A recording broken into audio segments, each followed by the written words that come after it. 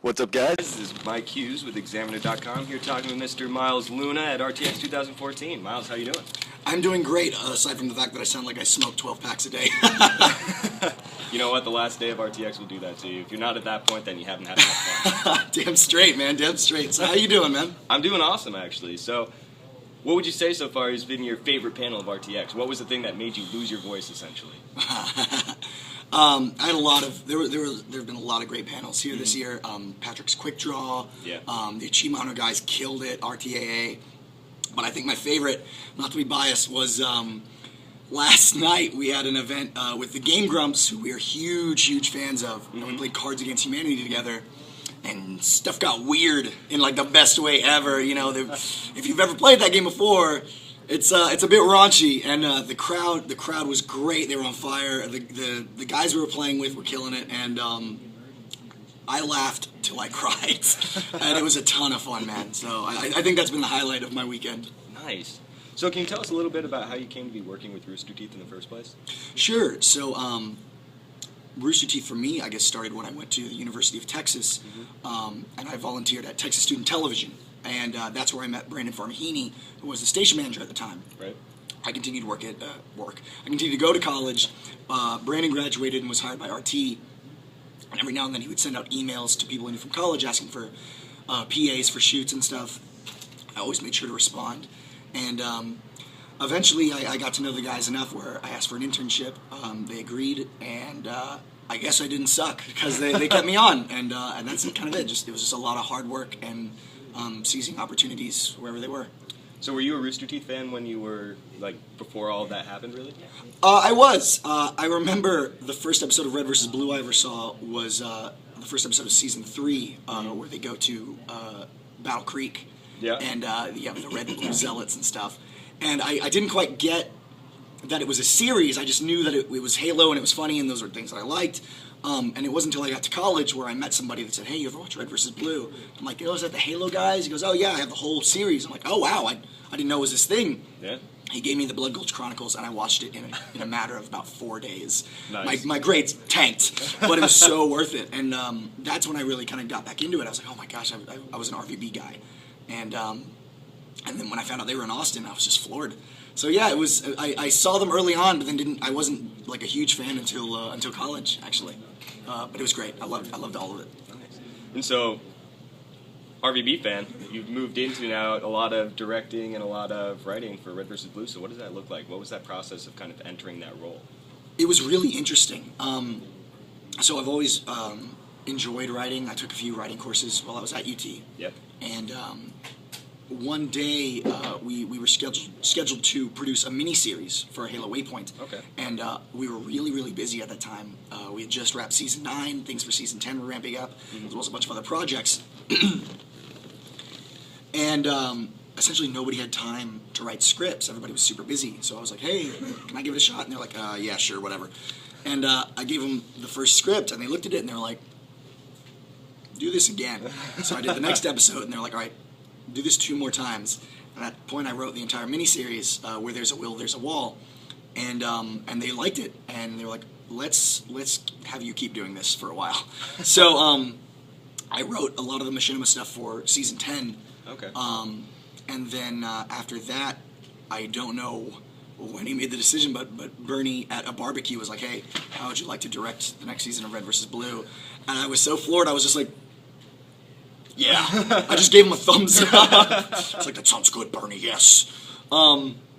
So yeah, and 11 was a lot of fun. Yeah. Our goal with that, we knew we weren't going to be able to top the insanity and epicness that was Season 10, so the thought was, don't try and top it, try and do something different. So we rebooted in a way, in a sense, we went back to our roots. Totally. Did all machinima like the Blood Gulch Chronicles, which, like I said, I was a huge fan of. Right.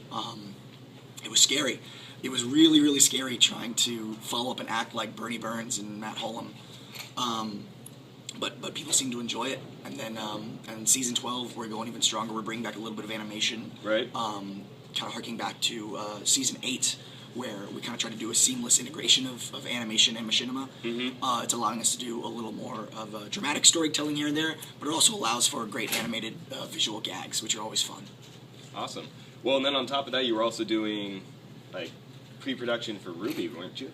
Yeah, so Monty, Carrie, and I actually started working on RWBY while we were also working on Red vs. Blue Season 10. Monty came up to Carrie and I and said, hey, you guys want to make an anime? And we were like, yes. So essentially we would get off work, go to one of our apartments, and then go back to work on this idea that we had. And we collaborated for months and then started writing scripts.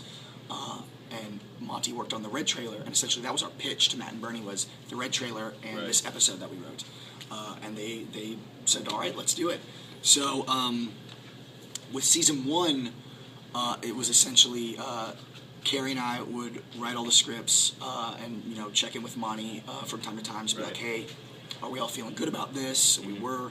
And then came time to do directing voice actors, which was a lot of fun. Yeah. And then once we got into production, I got to do a little bit of storyboarding and would sit in on occasional animation review and stuff. And I had to move off on RWBY 11, and Carrie and Carrie and Monty and the rest of our production team really ran with it and made something I think is really awesome, especially for the first time we'd ever tried anything like that. I'd say so. How many cosplayers have you seen with just RWBY, even Oh, just wow. here at the event? A lot. And then season 2 is a different beast altogether. Right. We now have a better idea of what we're trying to accomplish. We now know kind of what the process is like, the obstacles we're going to run into. We've learned from our mistakes in Volume 1, and we're going to try and build on top of that. So I think the animation looks a million times better. The art design is really, really nice.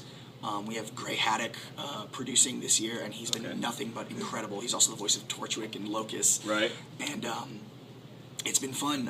Like with Volume 1, me, Monty, and Carrie got together, talked about our ideas. Carrie and I went off, wrote scripts, and now, since RWBY 12 is really big, I've kind of stepped back, and Carrie and Gray are really running the show along with Monty.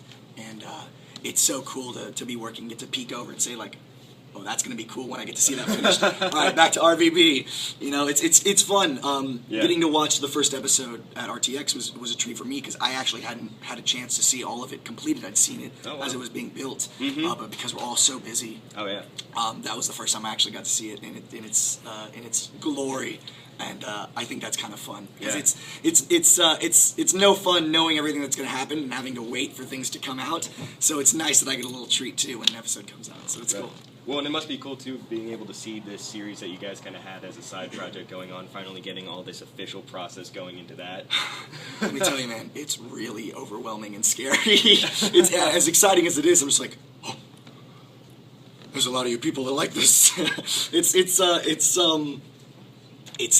insane how much it's ramped up in such a short amount of time, and I hope we can only get better. Like I said, this is like the first time we've ever done anything like this, and the fact that people have been so accepting of the show, given some of its shortcomings, but also praising some of the things that I guess we did pretty well. Yeah. And like I said, we'll keep doing it as long as people keep watching it, and as long as we still have fun making it. Yeah, And that's what it's hopefully, all about. hopefully we'll just keep getting better and better. Fingers crossed, right? All right, Miles, well, I don't want to keep you too much longer, so I'll just wrap it up with 2 questions. So, number 1, what's been what you would say is like one of the weirdest moments that you've had here at Rooster Teeth? So many. I threw 200 hot dogs at a guy once, so that was cool. It wasn't even for art. It wasn't for a Rooster Teeth production or anything. Just a friend of ours came in town, and we all just ambushed him with hot dogs. That was probably one of the weirdest things that's happened since I started working here. Nice, okay.